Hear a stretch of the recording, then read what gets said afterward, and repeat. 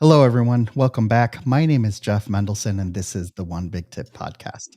My guest today is Dr. Amanda Barrientez, founder of NFA Money. Dr. Amanda has been known as the money healer since 2018 when she started helping clients change their money mindset and scale their business using their zone of manifestation.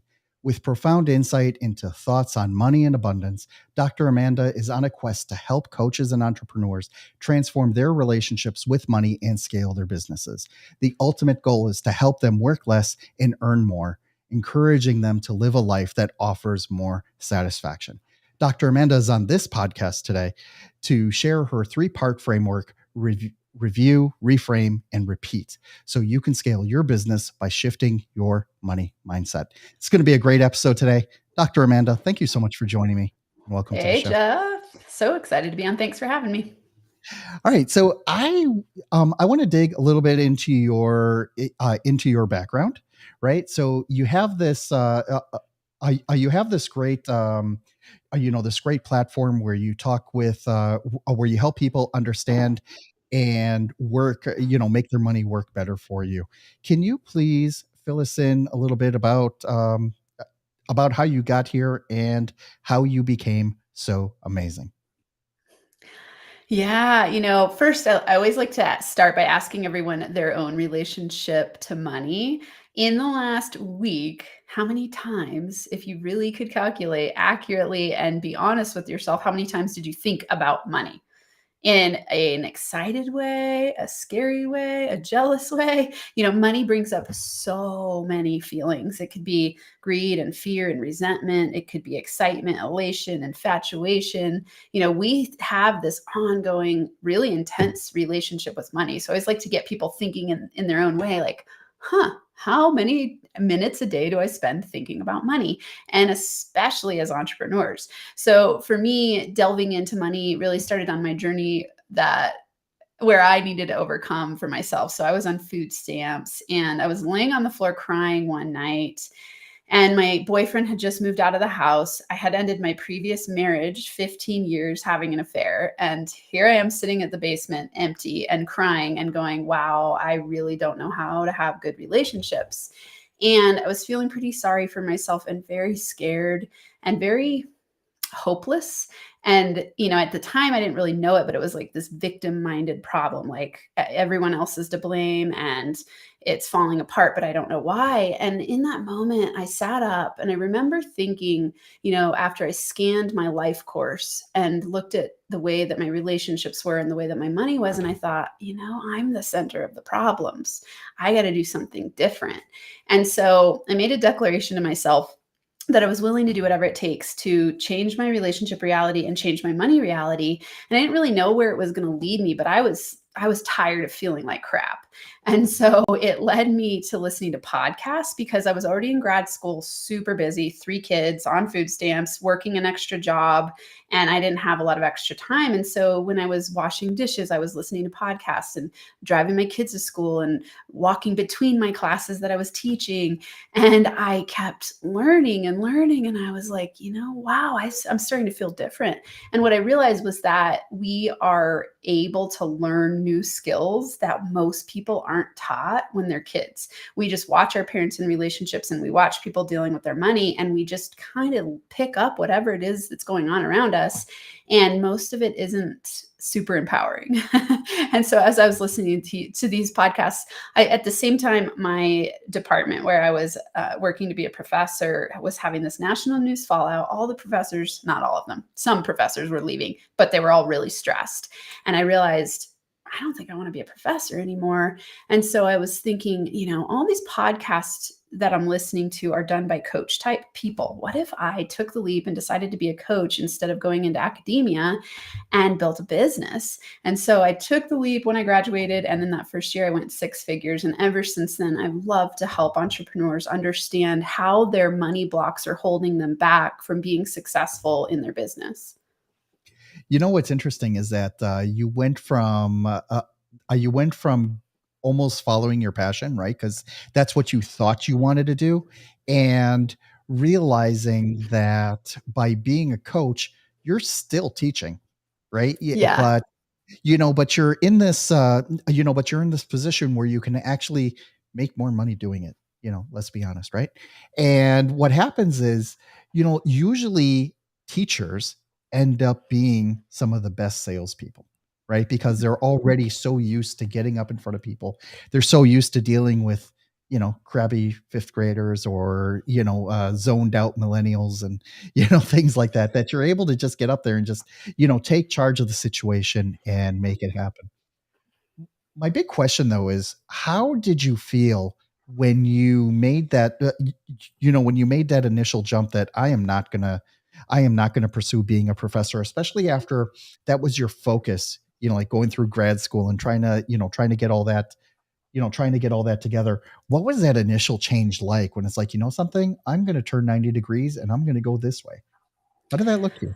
It was really liberating and really scary at the same time. It was like that feeling of like, oh, I was super stressed getting my graduate degree and I was loving the teaching. I was winning awards and I was loving teaching. And so exactly like you're saying, I realized, ooh, what if I could do a different profession with this same inspiration that I have, which was to teach?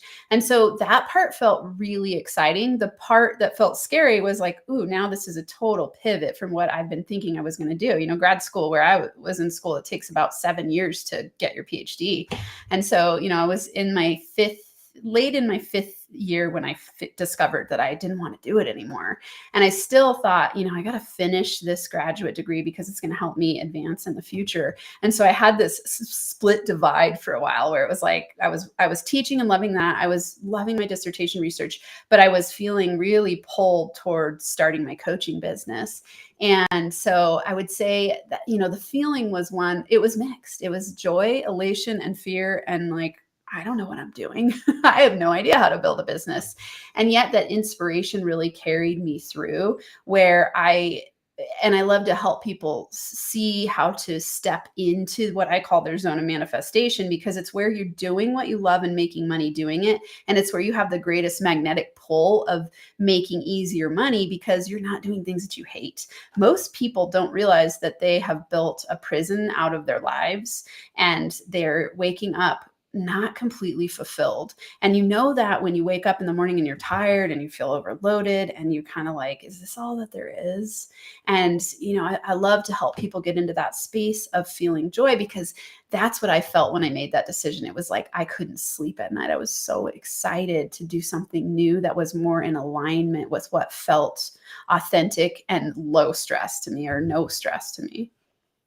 What's interesting is that you use the analogy of building a prison for yourself, right? And what I find intensely interesting about it is most of the time we are the masters of our universe, right? We're the ones who actually go and create this. So if you go and create a situation where you're gonna make $150,000 working for a company, but they're gonna take part of your soul with it, that is a conscious decision that you made, right? And that figured out. And like the money may be good, but at the end of the day, if you're not 100% fulfilled, then, there are going to be some pros and there are going to be some cons there as well.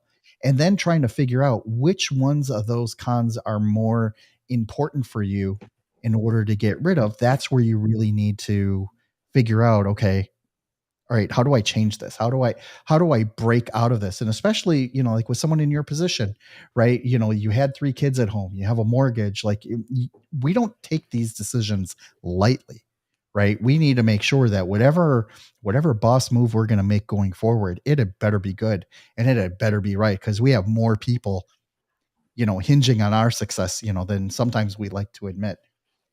So when you did finally make that choice, what's interesting is that it's part of your framework, which is, to recognize, reframe, and repeat, right? And the first part, which I think is really intriguing, is just to recognize, right? Mhm. Recognize what it is that's holding you back. Recognize what it is that, may be affecting your mindset and how you're going to, make this happen. And then of course, what are you going to do about it once okay, now I know who that is. Now I know who that person is or what that action is. How do you help people, make that first breakthrough so that you can bring them through the framework more effectively? It's a great question. You know, something you said that's really important is that you like that first step, recognize most people don't have the conscious awareness that they are the creator of their reality. And so what they're recognizing instead of knowing that they're 100% responsible and can live an abundant life is they're recognizing blame. And so most people spend a lot of their time in blame and worry and fear and doubt and frustration. So they could be blaming their childhood, what their childhood, their parents, the way that they were raised. They could be blaming a current partner. They could be blaming the economy. They could be blaming their health, their age, and the list goes on and on. And so, for me, the way that first part of recognition came up was recognizing, oh, I'm the center of my reality. And so for everyone here to start to do that, you can start just asking yourself, do I believe that what I'm creating is my doing or something else's or someone else's? And start playing with it. The way that you want to recognize is by asking yourself a lot of questions. Powerful people ask powerful questions. People who are growing and striving and taking it to that level, when you see someone who's like almost glowing and you see that they're inspired and they're alive and you look at them and you go, I want that. It started with them recognizing. And then what they did was they took the next step and they reframed. So let's say they recognized they weren't inspired in their lives, and you're sitting here asking yourself that and you go, what do I believe about my life right now? And you recognize I'm not that happy, or it's not that fulfilling, or I'm not really making the money I choose to make, or my relationship isn't fulfilling. And I could keep going down the list. Then you get to choose how to reframe it. And you're going to reframe your thoughts and your actions, not just your thoughts. But your whole reality starts with your thoughts. So your outer world is a reflection of your inner world. And if you don't like what's going on the outside, you've got to reframe and change what's within. And that just starts with changing your thoughts. There's always two sides to every thought. It's that which is wanted and that which isn't wanted. And so if you're stressing about, let's say, money, because that's what I help people with, then what you're doing is you're wishing and hoping that you had a certain financial reality while simultaneously spending most of your energy feeling bad about your reality. And so what you're doing is creating more and more of that to happen in your life. And so you've got to recognize, hey, I'm not that happy about money. I'm not really feeling good in this situation. So how am I going to choose to reframe it and focus in the direction that I choose to go? And when you repeat this process over and over again, and it sounds very simple, but most people won't even go to step one. They don't take the time to recognize. And so when you repeat it over and over, you reprogram your mindset. There are only two ways to reprogram your money mindset, or your mindset at all, is at a subconscious level, is to repeat. So repetition causes you to reprogram your subconscious mind because it rewires your brain. And so, this simple 3-step process has people get stuck in many of the areas. So for everyone here, the question you asked related with the first question is recognize. So everyone here today can ask themselves, how do I feel right now? That's one point of recognition. If you feel awesome, like you rate yourself out of 10, then you're aligned and you're going to attract your way things that are awesome and that you're focused on. Less than a 10, then you want to start to recognize, where do I feel off? And how can I start to reframe that in a new direction? And you repeat this every day, sometimes multiple times a day, and then you'll start to see your outer reality change. So what you're talking about here are multiple iterations of doing, of going through this process with, so the repetition of it also creates a habit, right? It creates a habit of you constantly striving to do better. It creates a habit of you constantly trying to recognize, what it is that you're, that's affecting you, or, that you can, which are things that you probably can change or can change over time, right? Mm-hmm. Because, you may have, let's say, for example, 3 or 4 legacy clients, right? And, you're not going to get rid of them because they pay you well, but at the end of the day, it's not the direction you want to go in, for example, right? How many iterations do you think it takes for, your clients to go through? I mean, how many, so you talked about, going through this process every day or even multiple times a day. But, at what point does it become so automatic that then they can, oh, okay, I can take it from here, and move on and do something else? Yeah, that's a great question. The automatic part does come through the repetition. And what will happen is you've trained your brain in the direction of automatically going, oh, I recognize I feel off. What am I going to do to reframe it? And you just keep repeating that. And then it does become automatic. The interesting thing is that it never ends because we have so many layers to our subconscious belief system. If you think about all of the memories, experiences, lessons you were taught when you were little, that's all stored in your subconscious mind. So we're most influenced by our surroundings from ages 0 to 7, and that's what gets stored in our subconscious. And so, what you watched your parents or the people in your life do, teachers, preachers, authorities, the media, that programs your subconscious mind. And then what happens is, because you believe it to be true, you look to your outer world to reinforce that it's true, and you'll find evidence of it because that's what you believe to be true.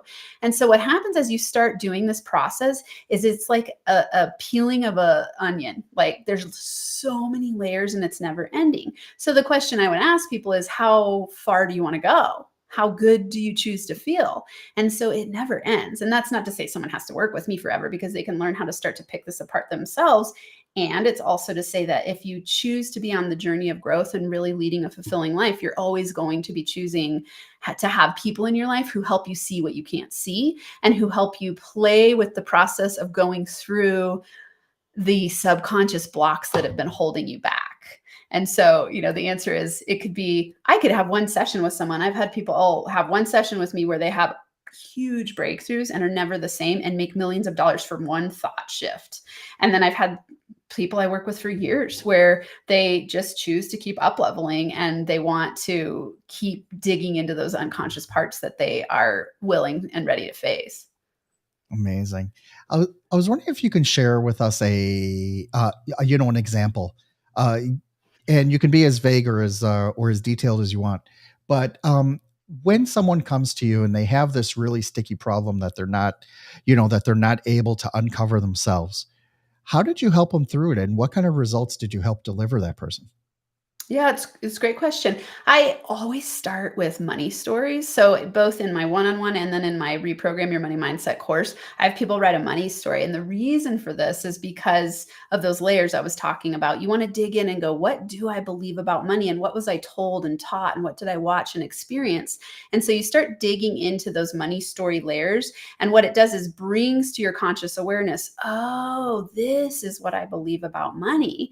And so I did this for myself and started a wealth building group when I was on food stamps. And it really started to change my reality and the people around me. So I had all my clients that I first started working with write their money stories.